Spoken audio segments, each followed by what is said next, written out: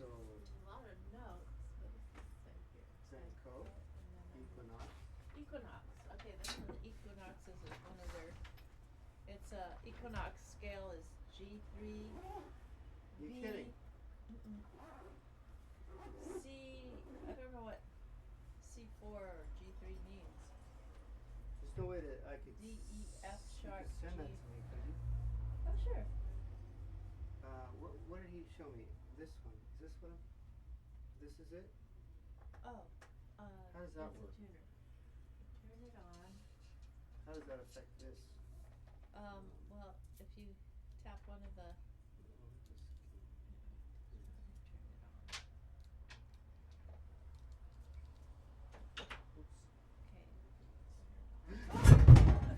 Everything's falling over. Okay. That was really weird. It was all happening at once. I was turning this way. This probably was triggered this thing. And then this started to fall over, and then that way. Okay, now let's see if I can turn this down and off.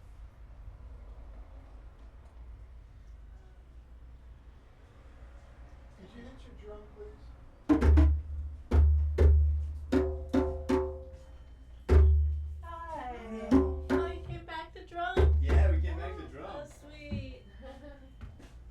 I forgot your names. It's all good. Carly and Ray.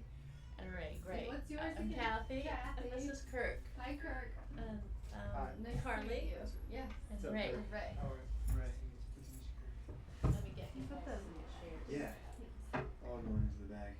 Do perfect timing. Yeah. Universe. Yeah, shifting and. Okay, I'm gonna go over here. How can we help grab chairs and stuff? Maybe a chair if one of you doesn't mind sitting here, and then Carly or Ray, you Over can there? sit over there with. What am I gonna do with this? Back Say before, hello. huh? Yeah, we're back. How are you? I'm good. How you doing? Good. You guys want some water? Walkway or was that? Want some water? Oh, here. How Sandy had it the last time? That was great.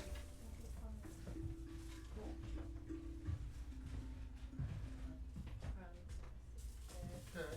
And I'll just be the fire hazard. Here's some water for you over here. Thanks, man. Get you hooked up here. Gonna move this out of the way. Come on in. Cool. I'm gonna do this one here.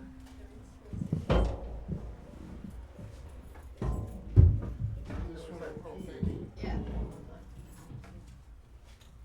Put this one over here. Another one coming in here. Sand.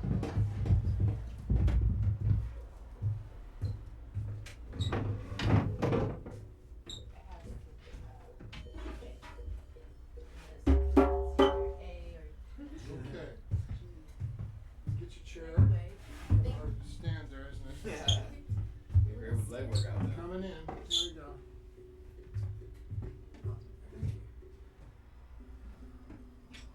Is it giving you a note? I don't know what P is. That's. Just hit it once. B. Let it go flat. It's a G. Okay. And then C. We already know this. When it's green, it's in tune, but if it goes red on either side, it's a little sharp and flat. B. Yeah. C. C again. B again. Or A. What's that one? This one. Yeah. Make sure you put your stuff where you won't forget it. I've had just this last week alone D sharp. 3 diamond rings Wow. left. That's D sharp. And it's like, and I tell them, remember, Yeah. you know, where you put it. And sure, and they go, sure. And it's like 5 minutes, you know, they go, wow, it's so great. And they walk out, it's just called an hour later, Yeah. you know, That would be the assistant for whoever the woman was. You know, she said, she left her diamond rings in there. I said, yes. Okay. I said, no. I went over. I said, son of a gun, there they were. Yeah, they're still here. Nobody took them. Wow. And then one guy left his wedding ring. Uh-oh. And he was all nervous, you know what he called. And I joked with him. I said, oh, yeah, I got a good price for that one. He's, huh? I said, no, I'm just kidding. Because they bring in the kids, you know. Yeah. And you know, they got to spend their time paying attention to the kids, you know. They lose track of what they're doing. Can we get some of the stands? Oh, Stan, coming in right here. I knew there was something that wasn't getting on. Okay, so we're gonna move these wires down. Okay, just the hooks and then tilt it forward. Now slide the whole rig back in. This is the one I don't know. Pro. Old school with the wires. Good, here we go. Do you have another one? Oh! See, completely distracted here. Okay, just the hooks. There you go, now tilt the thing forward there. Pull the whole thing in. It took years to get this design. Yeah. This simple, you know, because you can get, you know, expensive djembe stands, and they're totally clunky and all chrome, and they're huge metal things, and they're terrible. Right in the middle of the drum head, that's where we're going to start. Yeah, there you go. And is that your gum? Yeah. Don't put it. Are you putting it on a chair? No. Oh, it looked like you're putting. Because one of these, when we bought these used chairs in a yard sale up the street, I was so proud. It was like, these are like designer chairs in the Museum of Modern Art in New York. You know, don't sit on them for a long period of time because they're uncomfortable, but they're very fashionable. And I picked them up and I went. And I looked underneath, and there was gum on it. Sad. Here you go. I Yeah. remember that from school. It was Yeah. Yeah, I was putting down the saber. Put your foot on it, Kurt. Yeah. There. stay. Yeah. Just put the hooks inside, and then, not quite. Push the foot of it back in the stand a little bit more. There you go. Yeah. Now bring it in close. Yeah, I couldn't believe it. It's like somebody's really classy house up on the 11th, you know, and it's like they had a cool Sunday afternoon. And I was coming in, and I went, oh, cool chairs. And I went back out and got them. It's like, $5 a piece or something. It's like ridiculous. Like I was so tickled. It's like, what a bargain, you know, because they stack really well. What were they? $10 a piece.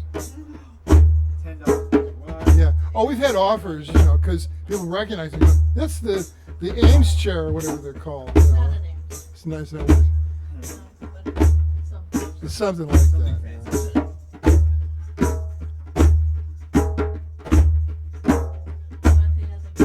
Oh yeah. Yeah, I'll take this one.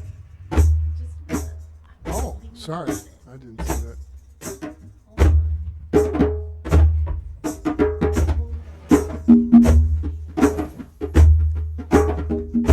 So did you get the chord, the notes, the scale that you? It's site has a description of the notes that are on that style. It's called an equinox. Equinox. That's what they're calling the scale. No, that's the- what the description of those, that combination. They're calling that equinox. It's an equinox. That's the name on there. Shinto equinox.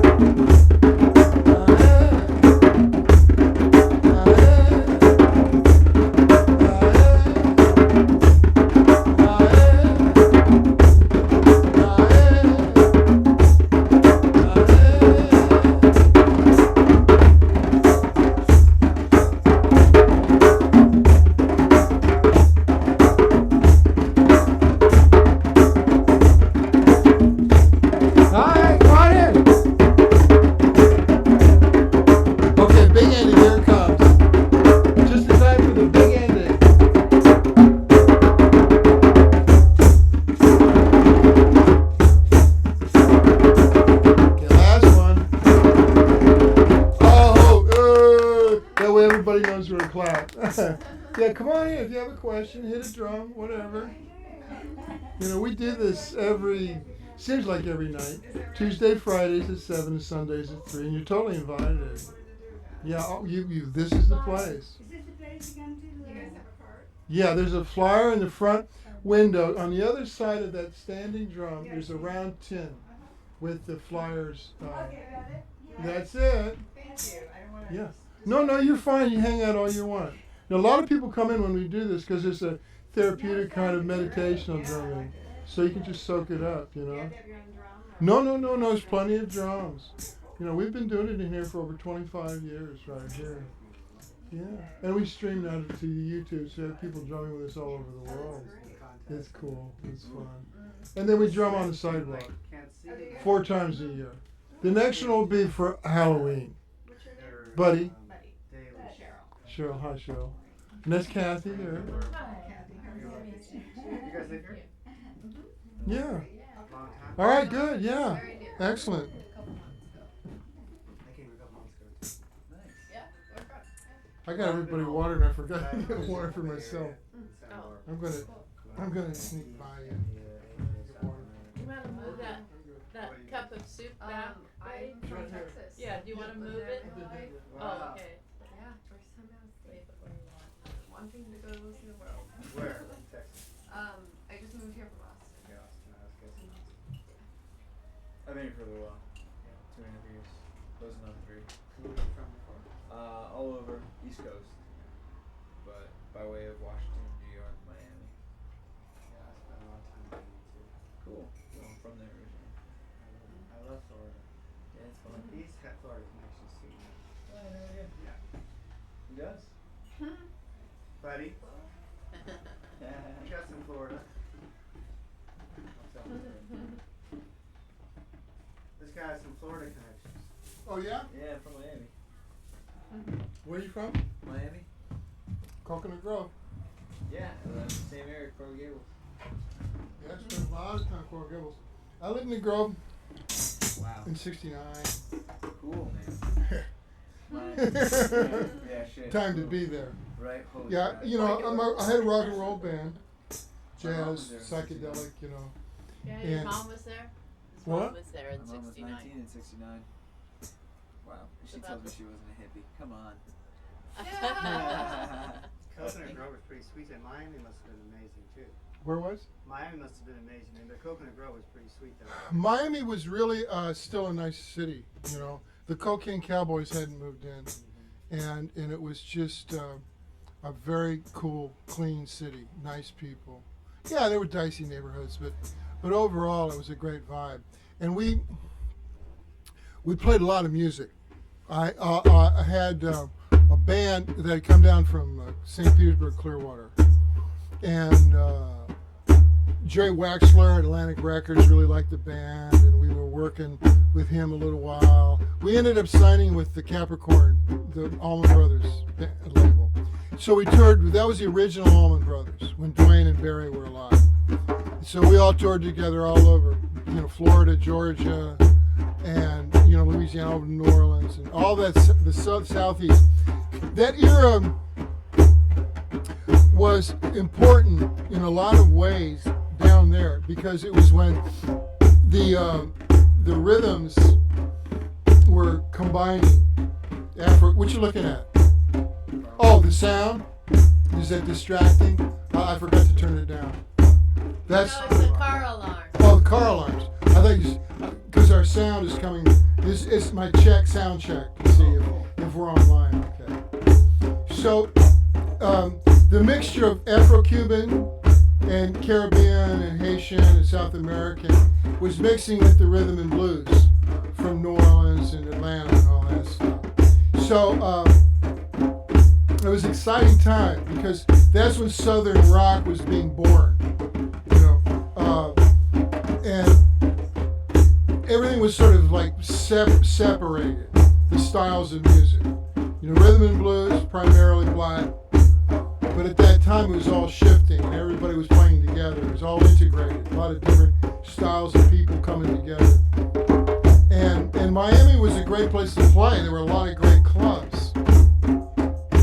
But we settled in Coconut Grove, and I had a big house right on Main Highway, right next to Ransom School, right dead heart of the Grove. And it's not there anymore. Now it's a parking lot. But we had the largest banyan tree in North America in our backyard. It was a big old coral rock mansion. So there were fossils in the walls and glass brick and carved flamingos around the fireplace. Gigantic. It was a big estate, you know. Yeah. And the ceiling in the living room was about 30 feet tall. And then, you know, it had turret windows and a second story that was really high with bedrooms and verandas all over. It was like right out of Gatsby, you know, tropical, you know, just a great house. And the backyard was a jungle, and it had a big 7-foot wall all the way around. And we had every kind of fruit tree, mangoes, papayas, everything was back there.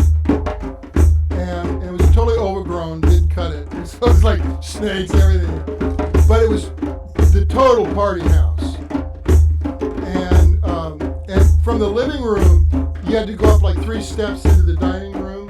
And there were glass brick, you know, around the dining room. And it was furnished. We just moved in, ready to go. And then 3 steps over to go up to the wet bar. It was like all glass brick.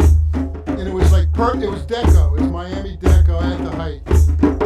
The house originally had been built like in the late 30s.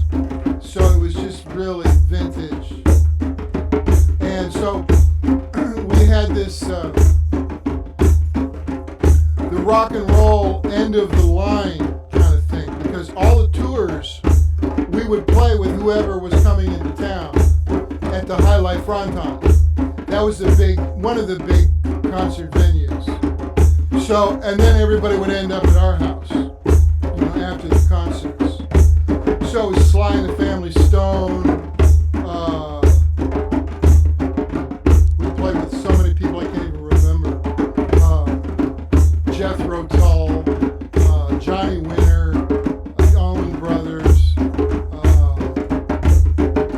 just on and on. Richie Havens, you know, whoever was coming through, because that was it was right after Woodstock. We were there when Woodstock occurred, and Michael Lang, who produced Woodstock, the original Woodstock, he was our pal, and he lived in Coconut Grove.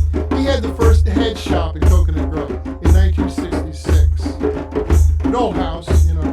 The houses had those metal roofs on them, like tin roofs. It's the only thing that could withstand a hurricane.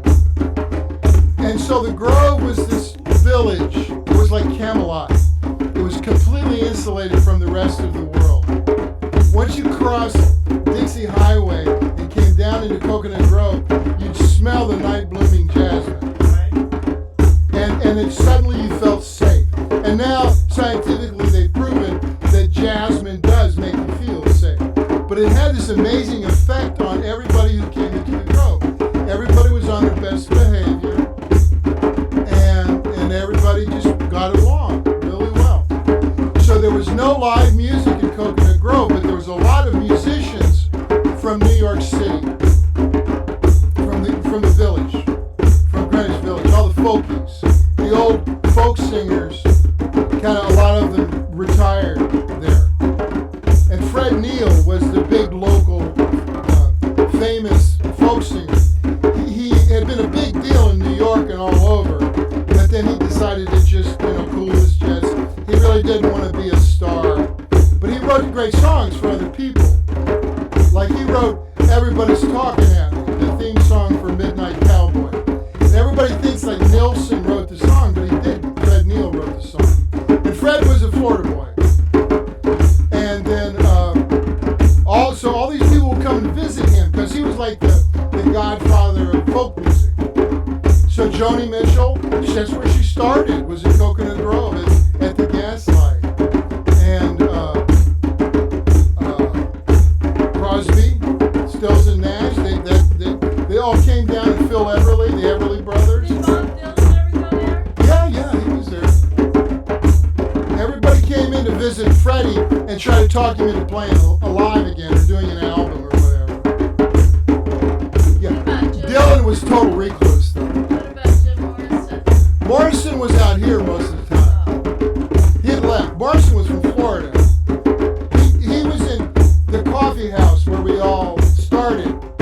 was out in Pinellas Park in St. Petersburg. Morris, that's the first place Jim Morrison read his poetry, at the Boards Coffee House. He was a bad boy. Bob Marley? Yeah, they were happening.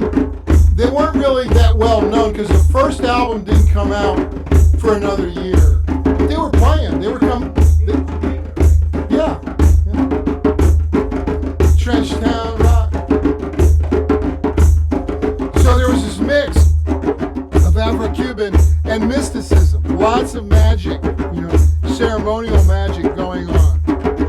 And you had the different communities, like the Haitian ritual, and you had Cuban, Afro-Cuban ritual, and you had Colombia and Brazil, all that stuff happening at the same time.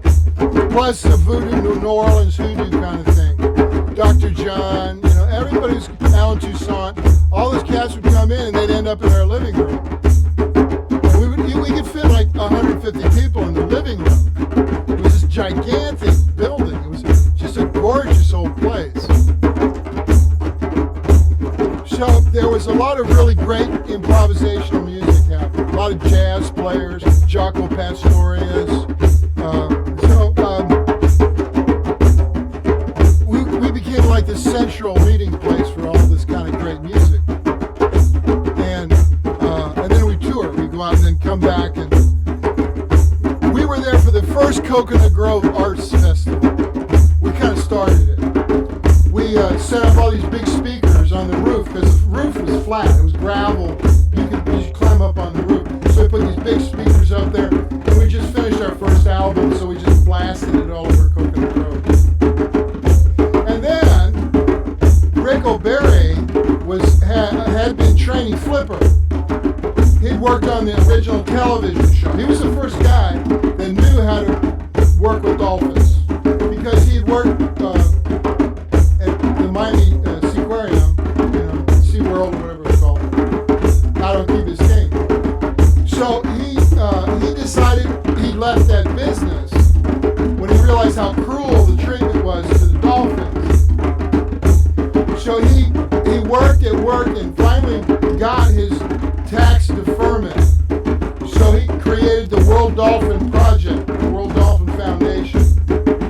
And out on Key Biscayne, we got the end of Key Biscayne back then was desolate. There was nothing on it. There had been a mansion, the Flagler Oil Mansion, right at the end of Key Biscayne. So old man Ryder, who owned a Ryder Truck Company, he owned all that land. And he used to hang out at the Coconut Grove Hotel up at the top in the restaurant and the bar. It was the only tall high-rise in Coconut Grove at that time. And all the Coconut Grove girls, it was like a gang, They really worked on it. And he finally agreed to donate that land to the Dolphin Project. So we went out there and we built a pier out into the lagoon. There was a sailboat lagoon from the old Flagler Oil Mansion. It was in ruins. There was like coral rock, and there was no buildings left. But you could see Nixon's house on the next finger over.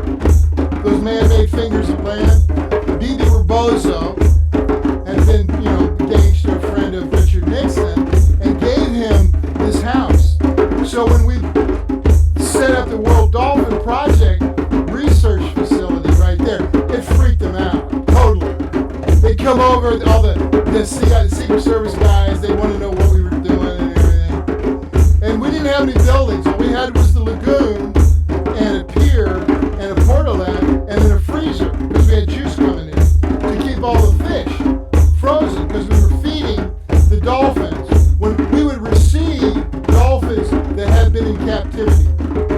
We'd go out and rescue them and then put them in this big lagoon with a sea gate, chain link sea gate. And then once they were healed and could hunt for themselves, because we had to rehabilitate them so they could hunt in the wild. Because when a dolphin is in captivity, they beg for food. They raise their head and the human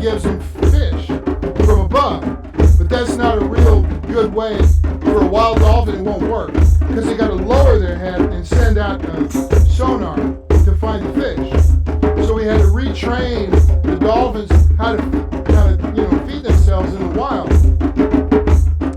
So then once they had started to get their survival skills together again, we'd open the gate and just let them go. So we had a lot of dolphins rehabilitated there. And Jacques Cousteau came in, donated a Calypso, those rubber boats. And University of Miami, a lot of marine biology, a lot of cool people coming in there hanging out. And then all the rock and rollers, John Sebastian, Love a Spoonful, we spent a lot of time down there. And we play music for the dolphins. They love music, as long as it's cool, acoustical. They don't like electric much. If the drums are mellow and laid back, they like that. Flute they love, and guitar. So Fred Neil wrote a song called the Dolphin Song. And it's sometimes I think about late yesterday's child, and all the time that we were running wild. I've been searching for the dolphin in the sea. Sometimes I wonder, do you ever think of me? So it was sort of like the theme song of the whole thing. So I was touring and I come back, and the first place I go is out to the Key Biscayne and just hang out with the dolphins. So one time when I came back, there were two new dolphins, a male and a female. And the female was pretty young, but the male was totally, in his prime and just beside himself, totally like horny and couldn't mate because she was too young. So everybody had like bruises at the back of their knees where he would come up and jam with his personal appendage. And so there was a surfboard in the middle of the lagoon, and everybody just float on the surfboard and rest. And he'd come up and get everybody at the knee, because on a female that's where it would be. And it was really getting tiresome because everybody's limping around and the guy's just beside himself. And so Dr. Lilly had done a lot of dolphin research there in Coconut Grove back in the very early 60s. And so there had been all sorts of research done, but nobody was going to do it. Nobody was going to give this guy a break. So when I got there, I jumped in the water with him, and she and I got on really well. And he got jealous. He slammed me. He came out of the water right in the middle of the lagoon and landed on top of me. 600 pounds of horny dolphin male. And it almost drowned me. He hit me 3 times, because she and I were really close. She was pulling me around the lagoon. I'd hang onto her dorsal, and she'd go to the bottom of the lagoon, and then go in a circle and pull us both up out, almost completely out of the water. I'd hang on as best I could. No fins, no mask, nothing. We did that all day. And she kept me afloat. And so at one point we came up out of the water, and it was just like this magical thing. And the day was blue, clear sky. You could see the Miami skyline in the distance. It was really clean. The air was really clean back then. Sparkling, the air was just crystal clear. And she looks at me. We're belly to belly in the middle of the lagoon. Nobody's around. Everybody's taking off. And she looks at me like directly with her eyes, the snout's coming out. And she sticks out her pectoral fins, and she pulls me in and hugs me. And looks me in the eye with this love, unconditional love. And it's like, yeah, and I'm like hugging her. And then she pushes me away. Like she does, she just pushes me away. Not gonna work. So then I swim into the shore, and I'm standing in the water next to the pier. And Susanna, one of the people that I was associated with, she's talking to me. She's standing on the pier. She's got her camera and stuff. And Florida, that was the female dolphin's name, she starts swimming around me in a really tight circle. And I'm not paying attention. I'm talking to Suzanne, and I'm rubbing her belly every time she comes around. And she comes around, and then she stops right in front of me.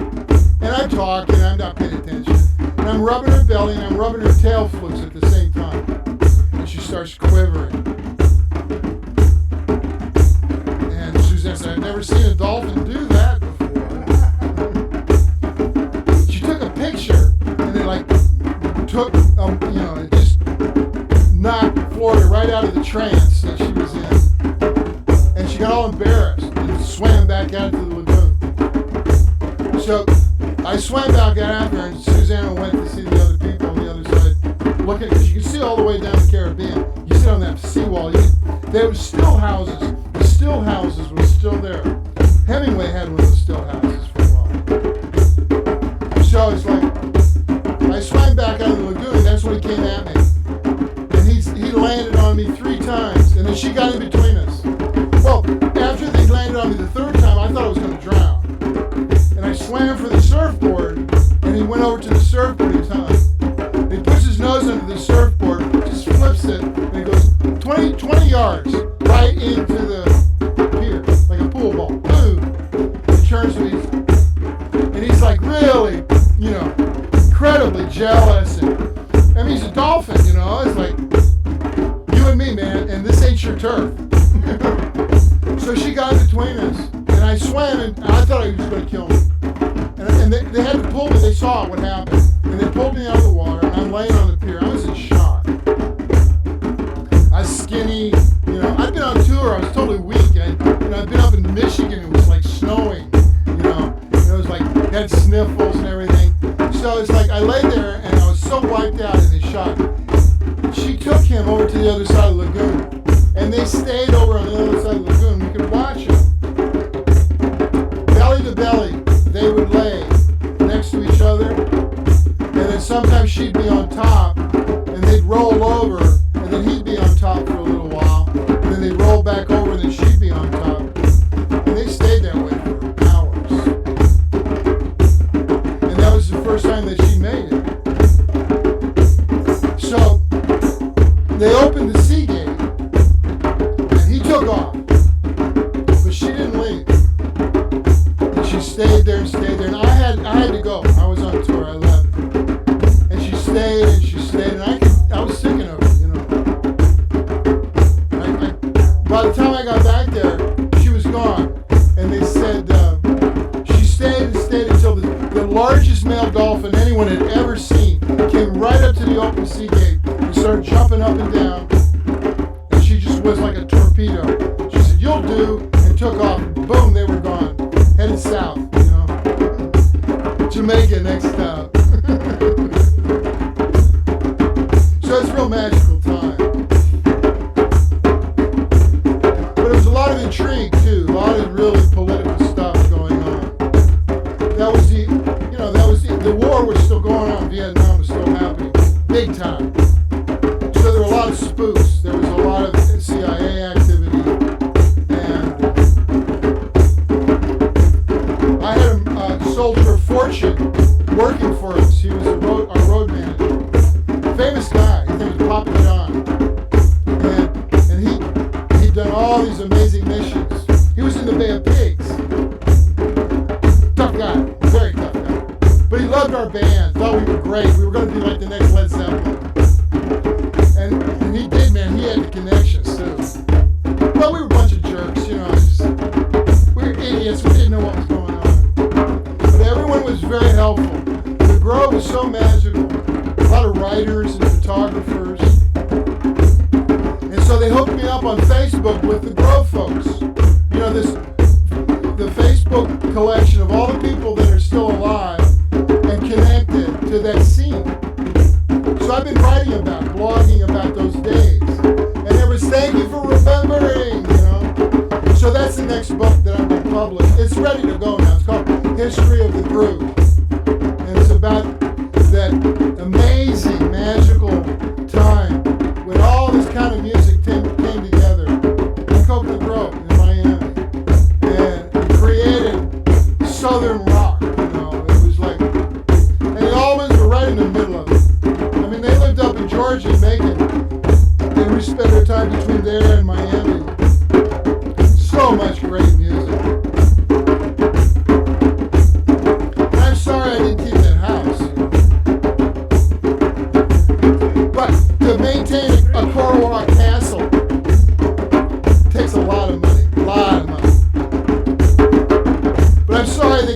the tree.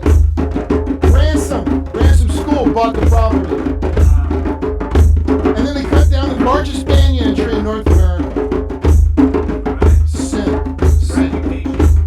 What? For education. Yeah, right. Yeah. But a lot of famous people fell out of that tree. But it break and fall. It was like dance, you know. It was like you come down. But if you get all the way to the top, you can see all the way out into Key Biscayne. It was just gorgeous. And like there were wild parrots in the trees and monkeys, because people had it for pets, and then parrots and macaws, all kinds of birds.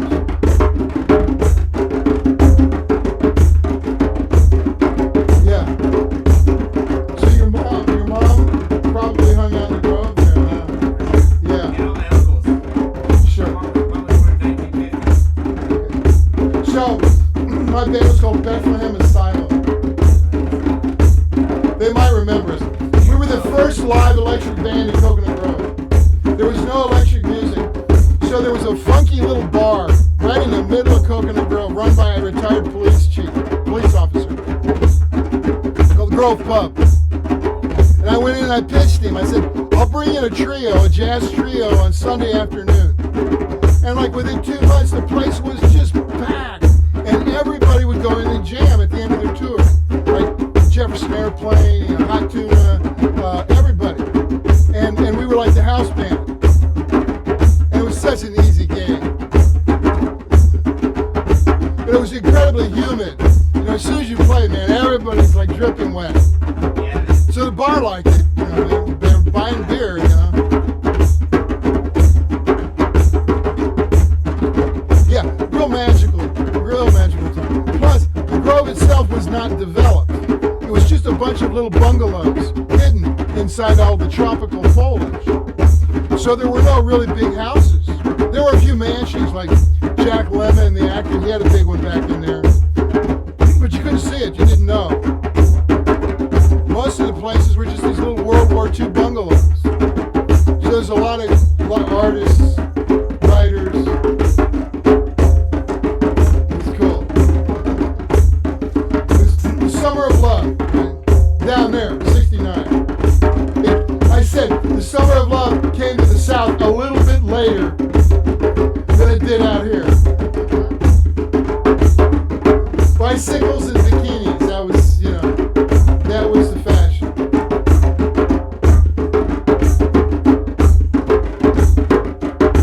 So if you go to my Facebook page, the blogs are on there.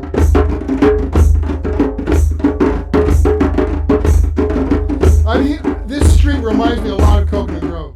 You know, this kind of shops, sort of a really kind of groovy, laid-back attitude. Coconut Grove was a lot like that.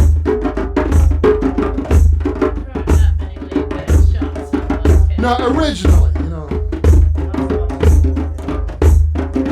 There were art galleries and ice cream shops. Head shops. The original head shops. I don't think they had something like that anymore. No, all the psychedelic day glow posters that you turn on a black light and they glow in the dark. Yeah, all downtown Coconut Grove smelled like incense all the time. And there were no hard drugs. None.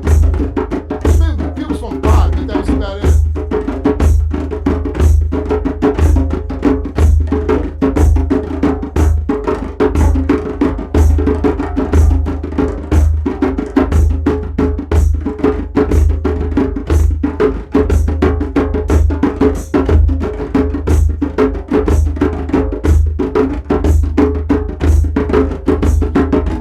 Then I moved down to Key West for a while. Lived in Key West. Before it was totally overrun, you know. And that was great. There's still old pirates. Jimmy Buffett was playing in a bar. No one had ever heard of him. And I was playing out at the airport. My band was, you know, back then, the Key West airport closed at sunset. There was nothing going on. It was so quiet. bar opened, the Great Escape Lounge. And you'd be surprised who showed up at that bar. It was completely remote, but it was totally cool. It was only 80 miles from Cuba, you know. You could ride a cigarette boat across in about an hour and a half. Yeah, it was crazy. It was crazy. So that's where all this comes from, a lot of it, you know, that experience.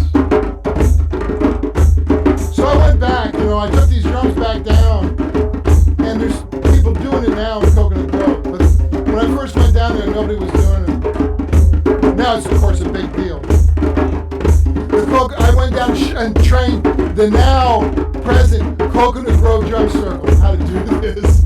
Yeah, now they're totally, it's a nice group of people. So they had to come down. And I brought these drums, sold a few of these drums to them. I did all over Florida. This is like 25 years ago. And like Orlando, Lake Worth, Gainesville, Jacksonville, Tallahassee, and of course St. Petersburg, Clearwater.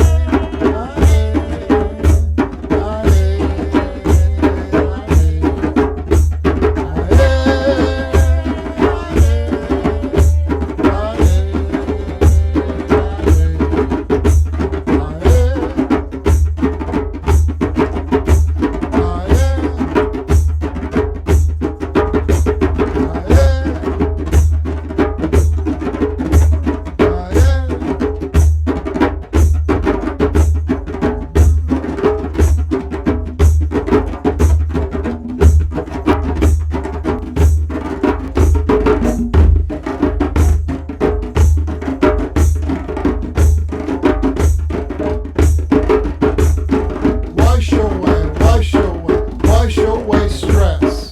Wash away, wash away, wash away stress. Wash away, wash away, wash away stress. Wash away, wash away, wash away stress. Wash away, wash away, wash away stress. Wash away, wash away, wash away stress. Wash away, wash away, wash away stress. Wash away, wash away, wash away stress. Wash away, wash away, wash away stress. Wash away, wash away, wash away stress. Wash away, wash away, wash away stress. Wash away, wash away, wash away stress.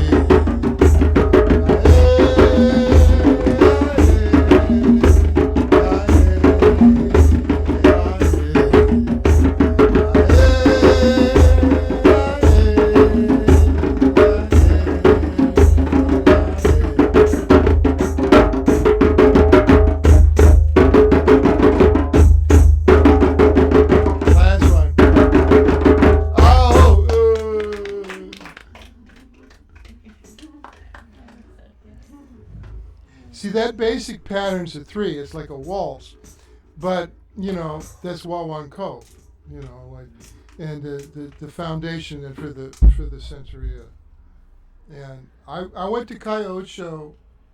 We used to eat there a lot, But I remember one Saturday night. This was in like 1969 or 70, and my hair was like here, and And there was me and Charlie, long blonde, my saxophone player, and 2 women who were school teachers, and they knew a woman who read cards. So she'd read Cuban woman, and she'd read regular bicycle playing cards. So she'd read your fortune. Oh, no way. And she'd come to hear us in the Grove pub. She really liked. She said, "You play talking drums?" I said, "Yeah." Thank you. You could tell. She said, "Yeah." She's like, "The spirit's in your drums." Nice. So she read our cards, and then when we left, my battery was dead. It was like weird, And so we walked to Kyoto, just a block or 2 away, and to get jumper cables. And nobody would give us jumper cables. There were like 4 gas stations. No, man. It's like, we don't deal with hippies, Oh, wow. Yeah, no, it considered us like communists, because they were like rabid American patriotic, They completely, come over and assimilated the American culture. They had their own banks, and the community was totally like pro, Core cables or just like any joke? coconut. Well, the Cuban community, that first generation in Miami was very closely knit, and so I'm standing on the corner, and no one was going to get us like jumper cables, and so one of the girls, she was like a straight looking, she had like boots like you wear, with the fringe on them, but she had a credit card, so she went across to the last gas station, and when she went across, Charlie's standing next to me. He says, "I don't feel safe."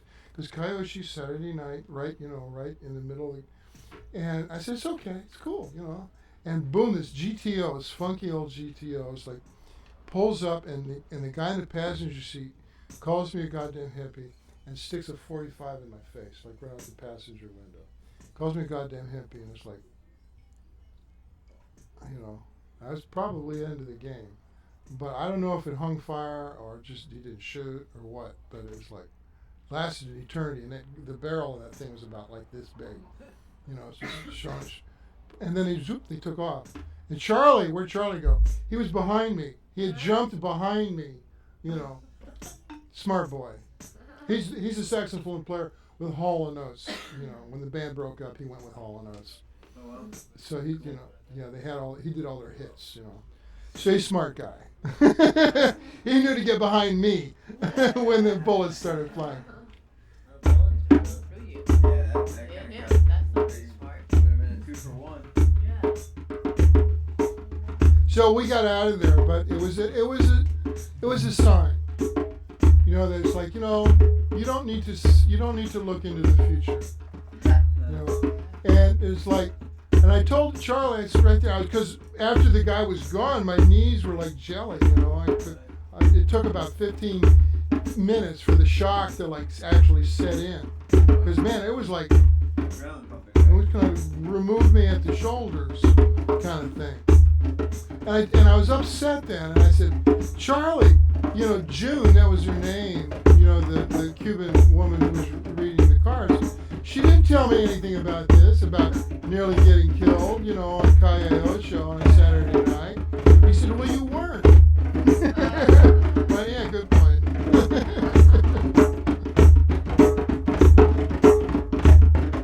Was excited. But the food, I was like, I had to go down and the music. The steak, picadillo, and the yellow rice, I still miss it.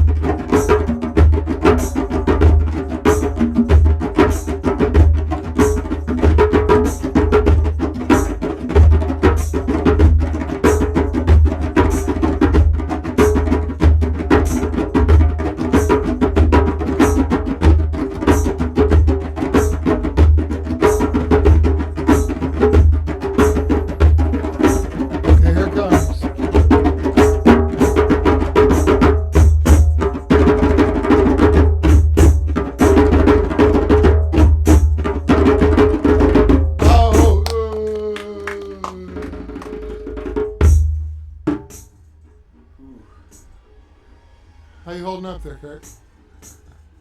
Deep. Deep stuff.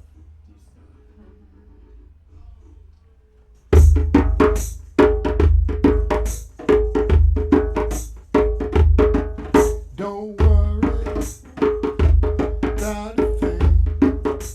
Is it 8:30? 'Cause every little thing is gonna be alright. Alright. Don't worry about a thing.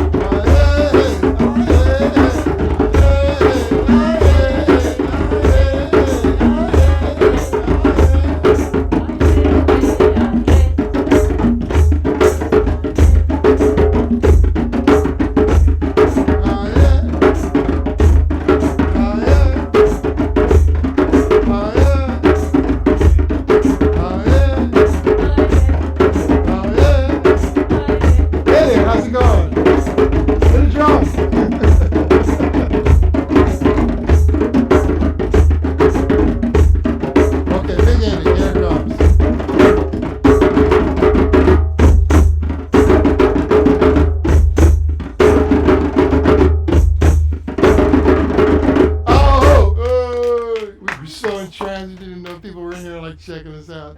Standing there, everybody's eyes are rolled up in their head, like, drooling.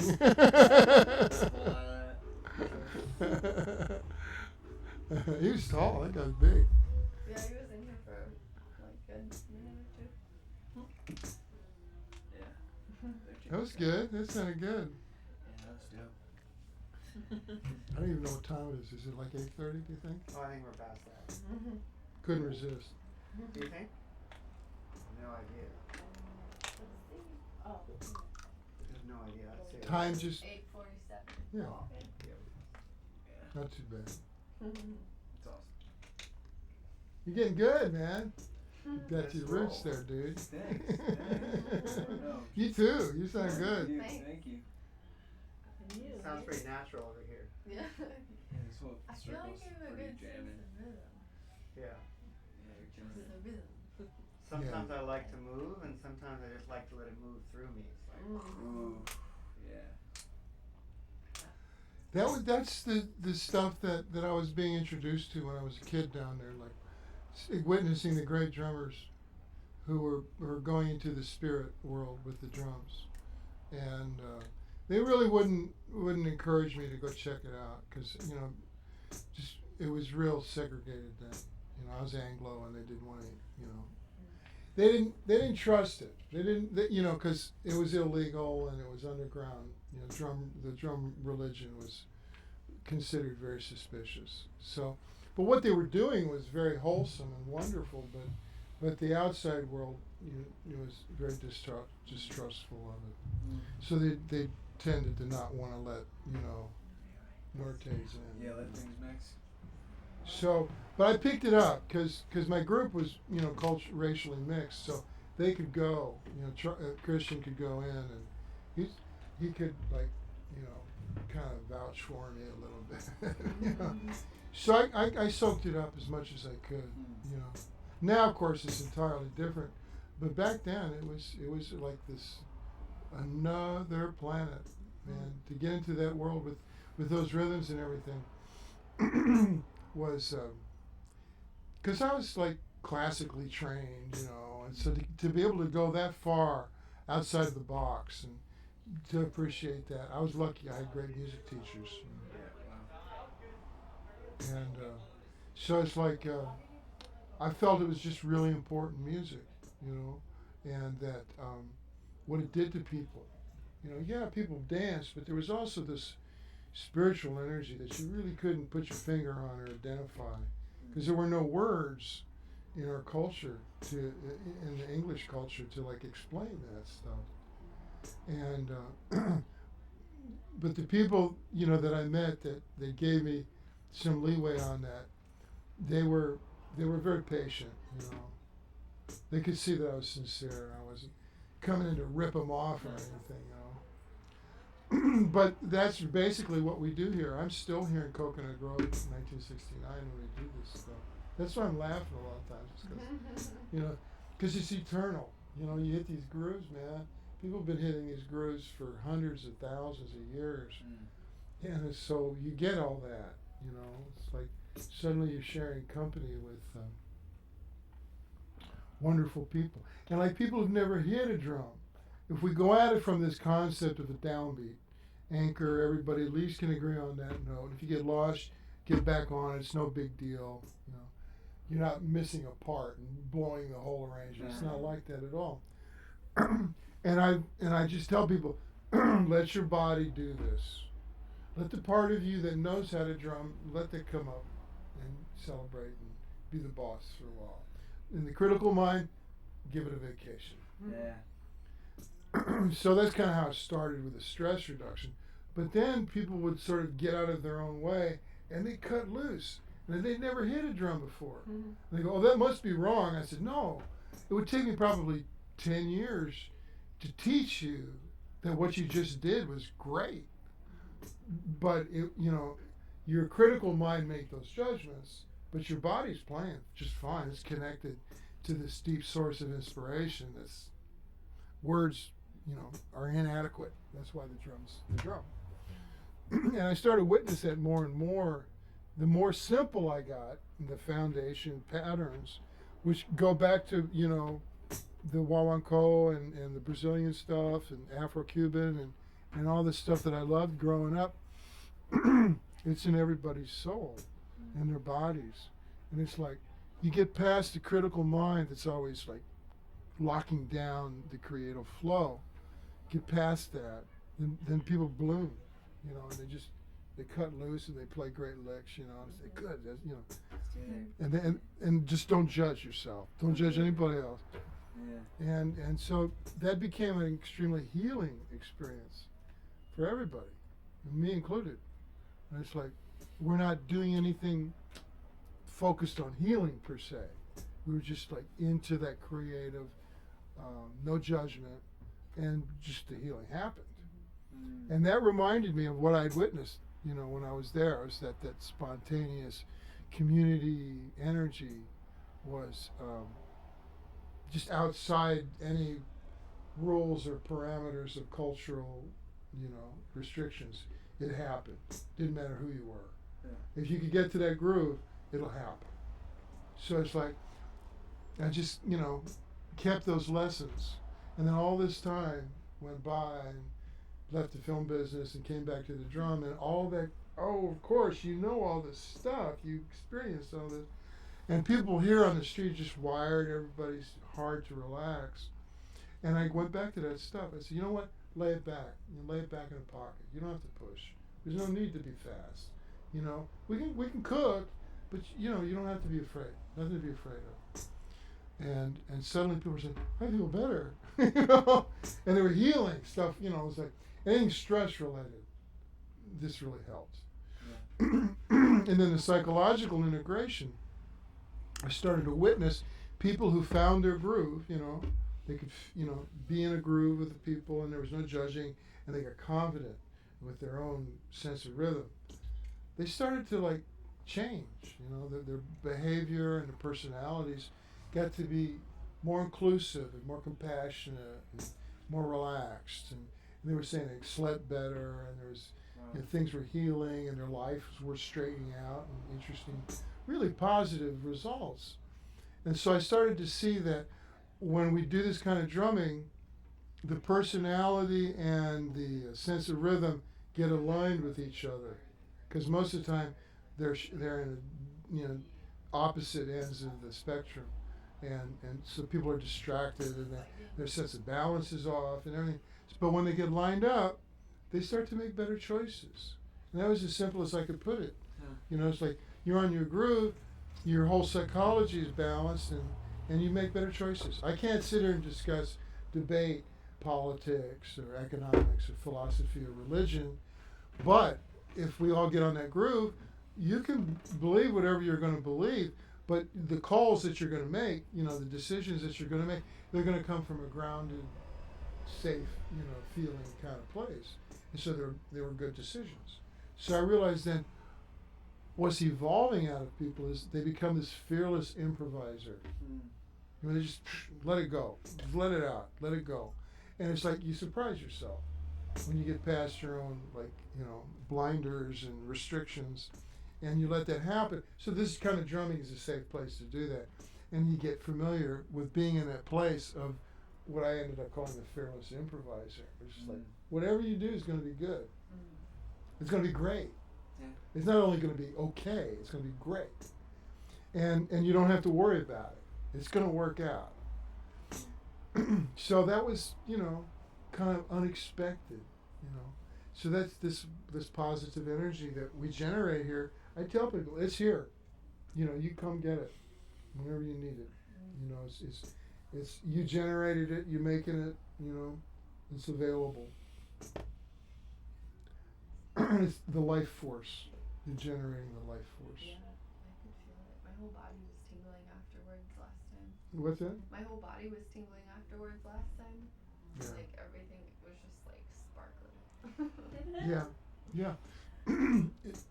It opens up the higher sensors in our being. We don't have any words for it. But other cultures do. I mean, you know, who have been drumming. Because this culture comes back to the drumming after being separated from their rhythms for a couple of thousand years, actually. you know, where it's like the Dark Ages kind of like shut everybody down coming out of Europe, you know, and so now, you know, especially your generation, you're getting reconnected to the sacred tribal rhythms, you know, that all humans share, but everybody's got their own take on it. You know. That's why the amazing invention of the downbeat, which was a New Orleans invention, it's not African, and the Cuban version is the clave, you know, which is pretty sophisticated for most folks. So New Orleans like broke it down even more and just put it on a downbeat. Everything else will work out. You know? And that became jazz and rhythm and blues and soul music and rock and roll and everything else. But all of the music in North America came through Cuba. And we don't realize as a culture how influential Cuban music was on the mainstream pop music in America. Like all the doo-wop songs, Under the Boardwalk. You know, those are all merengues. That's all like, you know, that the Caribbean, Puerto Rican, Cuban thing, you know. And so it's like, for us to be able to go there and you know, do that stuff and share now, I think it's really important, you know, to share that. That's why this thing records so good. Like I heard the playback from a couple of weeks ago. It just sounded exactly like this. It really, you know. Very vibrant.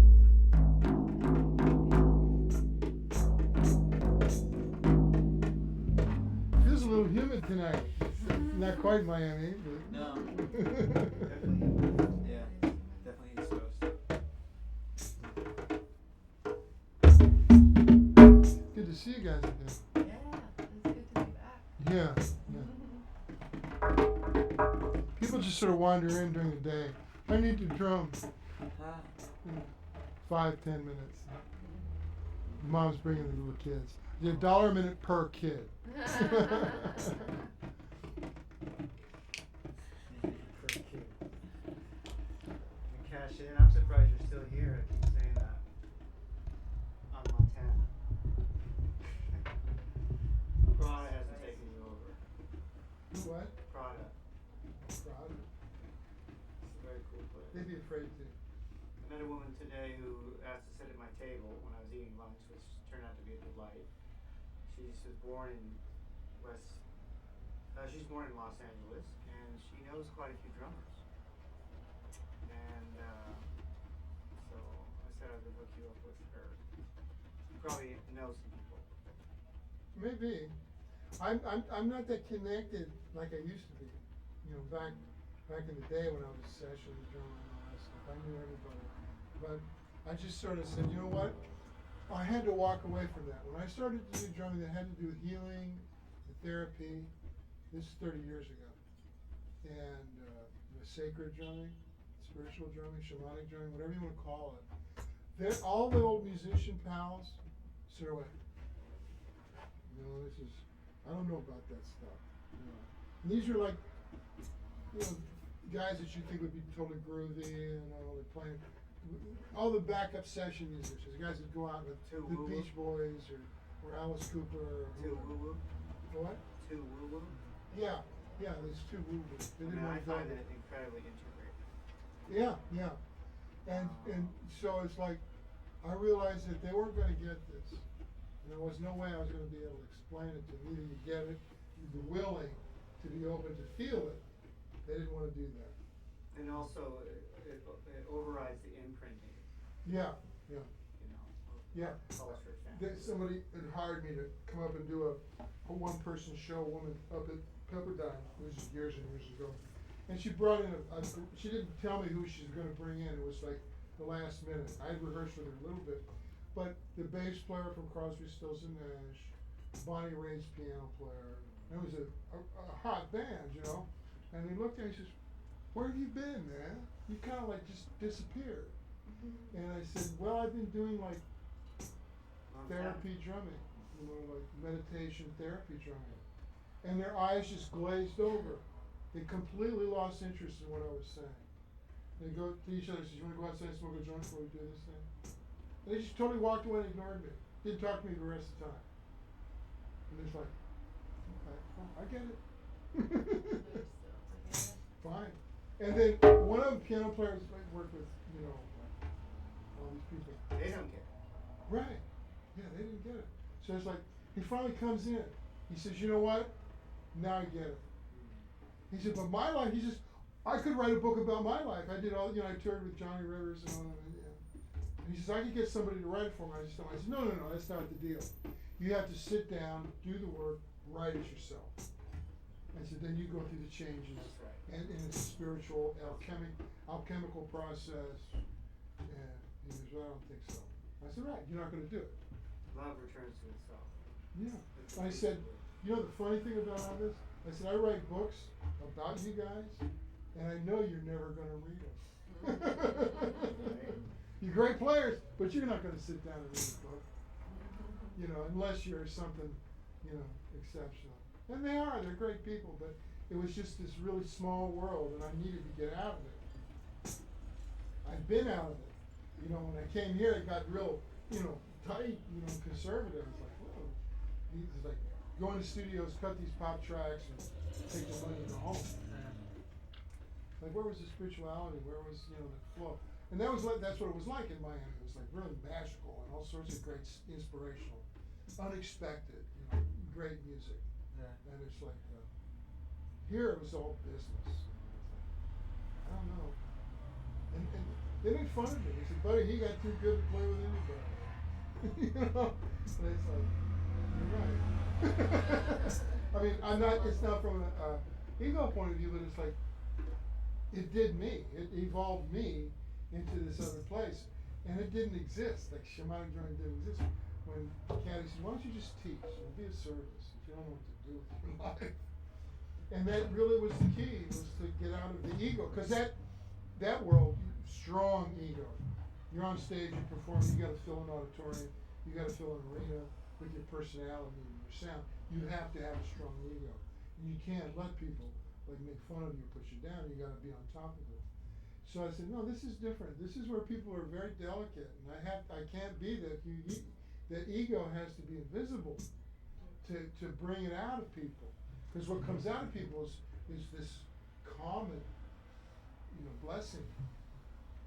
And so they were incompatible. So when every once in a while, a player comes in, oh yeah, a long time ago, and I said, man, you're a working drummer. Well, one of these days you're not going to be a working drummer so much. It happens. It's inevitable. They use you up, throw you on the trash heap, get another 19-year-old with a six-pack, and go on the road. It's like, when that happens, your God-given talent as a drummer, you're going to have to focus it somewhere else. And this sacred healing drum, whatever you want to call it, is where you could go if you were willing to change the way you look at the world. And again, you got to, change your whole personality. I had a coffee cup, and it was given to me by a bunch of rock stars. It was black, and that one had my gold drum set printed on the drum set, on the cup. Big, good-looking coffee cup, right? And I was up against the wall trying to figure this out, because the universe was saying, do this, and I was like, what is it? And I realized that whole personality that I had, that cocky rock star thing, was not going to fly anymore at all. And I remember crying, and I smashed the coffee cup, broke it up into 100 pieces. And that was it. That was the signal. That's done. That's over with. I am not that person anymore. And I threw the pieces out. Just forgot about it. Then there was room in my personality, my ego, for this to take over, and be as invisible as possible. And when I'm drumming with people, in the recovery houses, I go to Palisades and stuff, I just pretend that I'm not there. I don't have to entertain. I just set the groove, and they come forward and they shine. And here, you guys shine. That makes my day now. I don't have to prove anything. And I don't have to say I'm the best or any of that, because I'm not. I never was. And I never had to be. Because there was always that thing. A guy came in from Panama, and he'd read my first book. And he'd been in Hawaii with one of the first drum facilitator training programs through Arthur Hall. But he had my book over there reading. He comes back and he says, I needed to meet you before I go back to Panama because I've been teaching drums in Panama for years. And after reading your book, I realized I was doing it all wrong. I was saying harder, faster, louder. He says, is your book translated into Spanish? And I said, no. He says, oh, it should be. It should be. And it's like, I said, yeah, you're right. Because, drum teachers, especially Latin drum teachers, they're going to say, harder, faster, louder. It's like, attack the drum, and because that's the tradition, wrap your fingers, you bleed a lot, all that stuff. And it's like, no, I'm not doing that. When I worked with Little Tunji, the great African drum prophet, his hands were in bad shape. He was in his late 70s. And he only played with me, with his hands. The rest of the time he played with sticks on other drums when he was teaching and performing. But with me, we hand to hand. But I realized, because he played traditional African, which is just full arm, bang, bang, bang. And it's like, they had to amputate one of his fingers, because it was just been abused for so long. So I said, okay, I got to come up with a different thing entirely. So this kind of drumming, you don't really hurt yourself. If you're doing it light, you don't feel it. Some people get a little blood blister. That's their psychology. That's not because they're hitting the drum the way I'm telling them. I tell them, no, hit light, hit quick, come off the head quick. Let the drum soak up the velocity. A lot of people stay on the head and they reabsorb that, and that hurts. That can fatigue your hands. So I just try to be quick. Float like a butterfly, sting like a bee. That's Muhammad Ali said that. He had his office right across the street. Yeah, upstairs. He said once, good deeds are the rent you pay for being allowed to live here.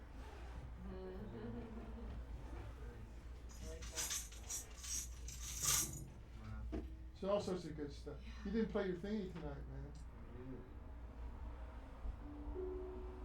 We know it's the scale. It records really well.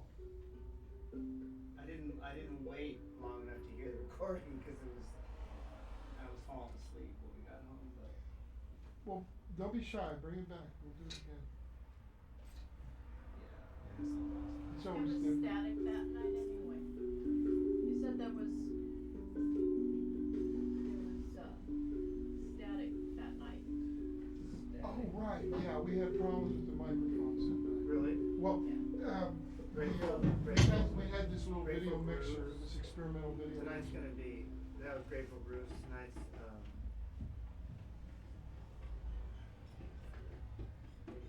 What? I had a name for your video tonight. Name? I had a name for your video At night? tonight. Tonight? Well, tonight is a Shinto ceremony for the spirit of the stars, Tanabata. It's Japanese. And I have a calendar that somebody just gave us, and it has all these obscure, strange holidays from all different cultures. But they're all kind of like spiritual or something. So, what do I know of Shinto? Absolutely, very little. But I was in Japan, and we drummed at a Shinto shrine. It's been amazing. Yeah. That would have been interesting to watch, right? It was in the Mishima family's backyard. Wow. It was a 400-year-old house. Amazing. And every politician in Japan, when they're running for office, come and have a photo taken in the backyard at the Mishima house, which that's where I was staying. And so that's where we drummed. And we shot a little video of it. So. Shisato, she was the driving force. She wanted to do this kind of drumming. So she made it happen. Where was that? When was it? Where? Nagoya. Nagoya. I have a dream of going to Kyoto for 6 months and riding pain. Well, it was an intense time, that trip. I'm gonna help you put it on. I had broken my foot and didn't know it Yeah, that was awesome. till I got over there. That's great.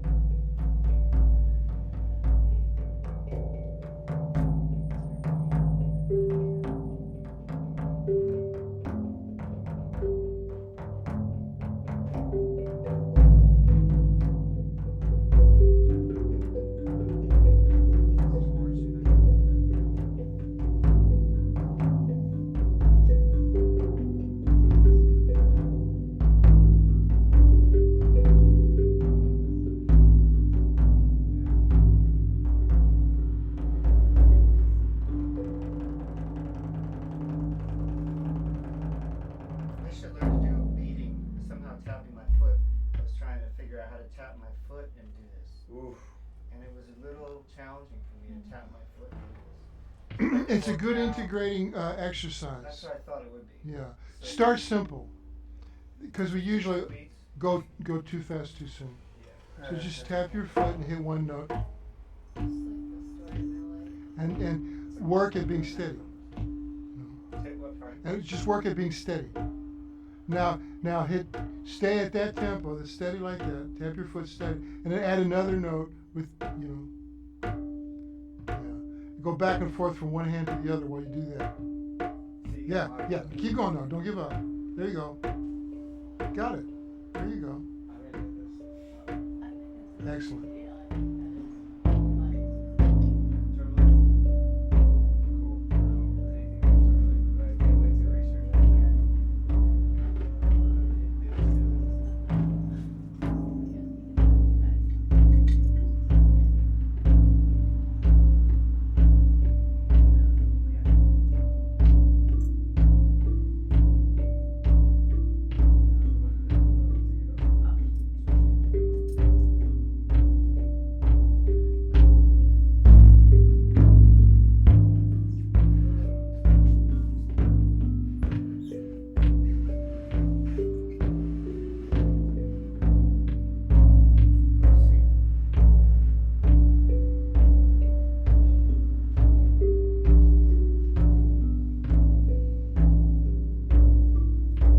It's slightly stressful.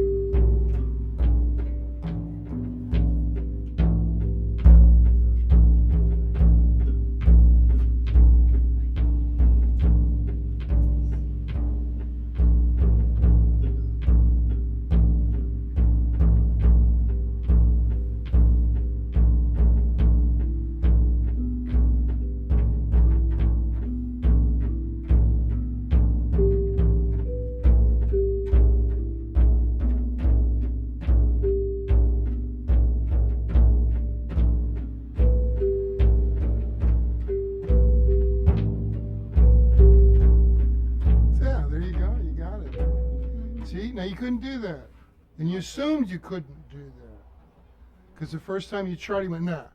But I said keep going, right? And your system immediately made the adjustment, and then you were capable of doing that. And that happens with most people. It's like The critical mind, the judgmental mind, shuts us down so fast. As soon as we try something a little fresh, a little different, is you can't do this. Because it's habitually trying to watch out for our well-being, but it overreacts. So with rhythm, you can work through that fear mechanism just by being steady and relaxed. If you speed up, it won't work. So steady, that was your body tempo. So you find your body tempo and use your body tempo to work through whatever you're doing. You could be cooking, you could be working on your car, but you find your tempo where your body's comfortable moving at that tempo. And humans are all pretty close to the same. When you need that meditative tempo, the old carpenters used to say, when I was working building movie sets, they say slow down, measure twice, cut once. That's good, actually. Nice. What about, does it matter on the foot? Yes. Now that in drumming, that's called independence, where both feet, both hands are doing something different. They're all doing actually something different. But it's, you think intellectually they're doing something the same because you're hitting together, but actually they're doing something different. Your hands were playing two notes, your foot was tapping one. So they weren't doing the same thing. They were in sync with each other.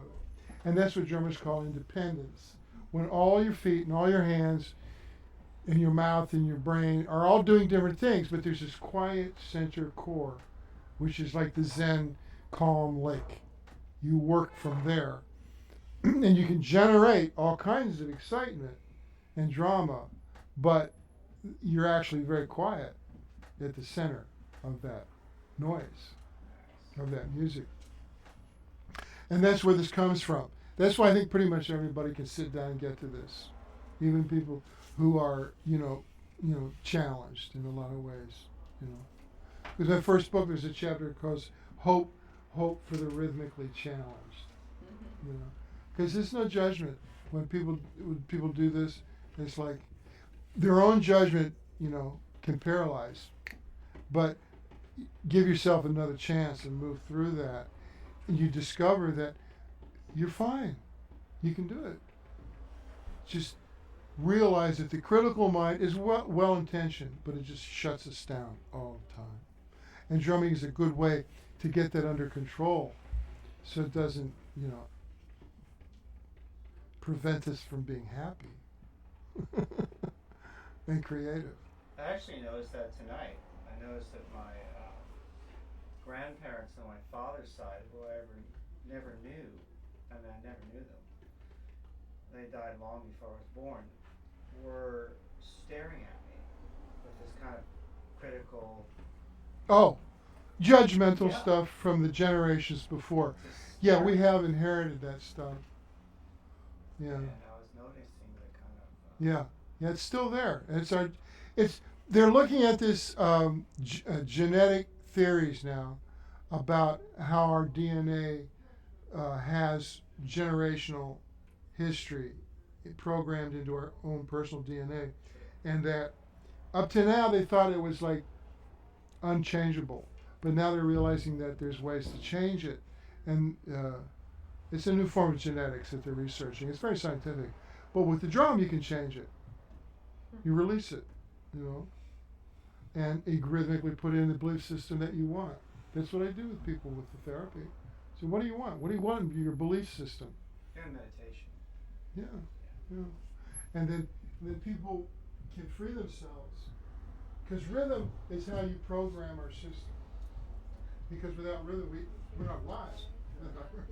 So rhythm, these basic rhythm structures are our basic programming languages. So you get these basic rhythms that we do in these workshops. You go home and try not to think about it, but they'll come up, and you'll be able to physically hit something, play something that puts you in that same meditative state. And you don't have to know what it is, but you can hit that. Well, I try to work it out on the treadmill, and it's really interesting. You can hear that on treadmill. No, I go on a downbeat on the treadmill or the bicycle, and I'm noticing that it quiets No. the whole chatter. The fearful mind can be quieted using those rhythms, and it doesn't realize it's being quieted. It thinks it's still in control. So suddenly it goes into neutral for a while, It comes back in when it realizes it's been tricked. Mm-hmm. But you can go back and again, rhythmically. But there's been some room created, right? So Yeah. the mind isn't running the show anymore. Yeah. It's not running show. Yeah, that's the whole point. Yeah. And what ends up happening is that you see all the more potential in your system, other than just what that critical mind is Right. letting you think. Right. Suddenly, you're much larger. There's more potential in what you can do, your creativity, the joy and happiness that you're able to get to without that critical mind. Right. So these therapeutic meditational grooves, you can use them in a lot of different ways to get that critical mind to just calm down. Well, it's so organic. Yeah. You know, they're really organic. It's not intellectual. Like when I'm doing the therapy, people say, "Oh, thank you. I don't have to talk. I don't have to think," because they're in recovery or whatever, and so they got to talk all day, therapy all day. 2-3 psychotherapists a day. And so don't talk. It's fine. You don't have to think. You don't have to talk. Just groove. You'll feel better.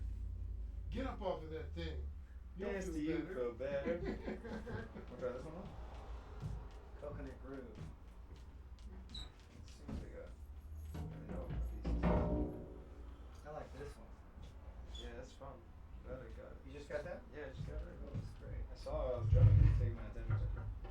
This whole thing, I was so blown away. It looked like really cool I was pieces. amazed at that choice. Yeah, yeah. I'm taking this one home with me. Ah, interesting woman. Yeah, I just read a little card. She really knows what she's doing. Yeah. And so she sells when we're on the sidewalk drumming. She'll have her set up out there sometime Oh, cool. on the street fairs. When you And said, oh, the next one's Halloween. So you guys are totally invited for that. Oh, cool. Yeah. Halloween. It's fun. Get on the sidewalk. That's my favorite, the Halloween one. Because the kids, everybody's in costumes. Yeah. And we'll drove out there for 3-4 hours. And we're just cooking. I just heard about the White Witch's Halloween party.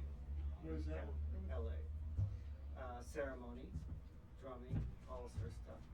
Happens in. Yeah, I did some stuff for the community, Yeah. the LA pagan community, witches community, and I decided to it's okay. I mean, they're cool and all that. I don't know, I haven't been, but. I met Well, one. they wanted me to come down. I think I did one. I did one of their conventions downtown in LA, and it was at a big hotel. And I think that's where it is in yeah, October. so all the pagan people. It's a whole community. It's huge, and I had street cred in that community because of my books. So I did. So I went through, and they were cool. Everybody was really nice. It's called street cred. I like that. I gotta go find some food. I know that's Food. They want foods. Thank y'all. That'd be lovely. So what'd you get set up with? Very cool. You need to go research it. Very nice. Yeah, well, food. That's true. Well, everything in here is like vibrating.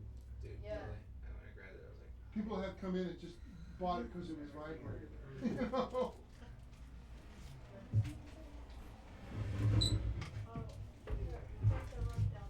Oh, you're wrong. I'll put it in here. well, I did see again. Both of you guys can get on that skateboard there. Yeah, Practically. It's a big one, right? Did you skate here? He did. She biked. I kind of told. Hitched a ride. I've been biking the last couple of weeks. I'm just going crazy. I love it so much. Thank you. It feels so liberating to go on that bike and just ride around the beach. And I've That's what we done used to do. it Coconut years. Grove is ride the bicycles in the middle of the night. Yeah, that would be great. Yeah, and then the little blacktop roads, it was all jungle, and it was just safe. What's that name of that great pool? Venetian. Beautiful. Yeah, I like. I like Coral Gables a lot. Oh yeah, the big pool. That's been restored recently, somebody told me. Yeah, they did or something. I go every year. There's no diving board anymore. What's it? Yeah? There's no diving board. No, Yeah, diving boards can't be illegal. My ears are ringing after I jump, so I can't hear very well. Yeah, mine too. They took the diving boards off. Oh, they took the diving boards off. Oh, they were big, but the tall boards, yeah. They did a lot of places. They did Yeah. here in California, the swim club I grew up at. The high dives. The old days. I dare ya.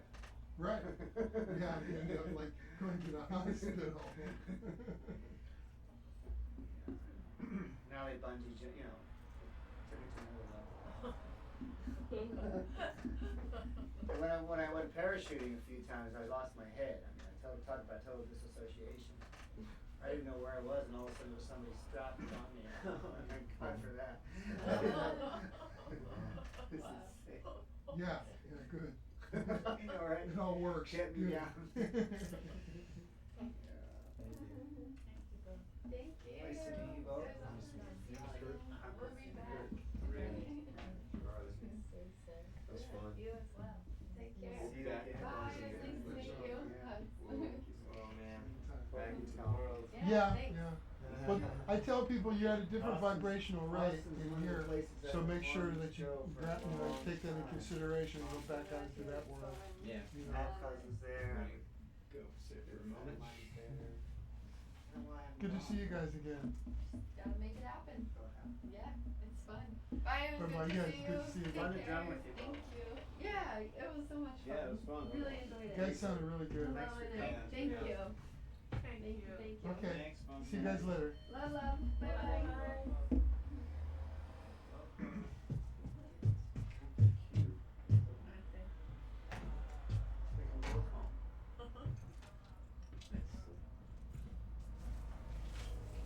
Well, everything closes so early in LA compared to New York. At night, when you wanna go eat something. Last night I walked into a place and I wanted to eat something. And they were just, it was 8:45. Is this Amber? No, it's Tiger Eye. It's kinda cool though. How's that one come off? Well, this is Tiger Eye too. Here, let's just take those two off. And it got me, I should never go shop, I'm a shopper. What's on one on the end there? Too small? What's the one on the end there? The blue, is that blue? That one. This No, that's is amethyst. no, it's a titanium coated crystal quartz.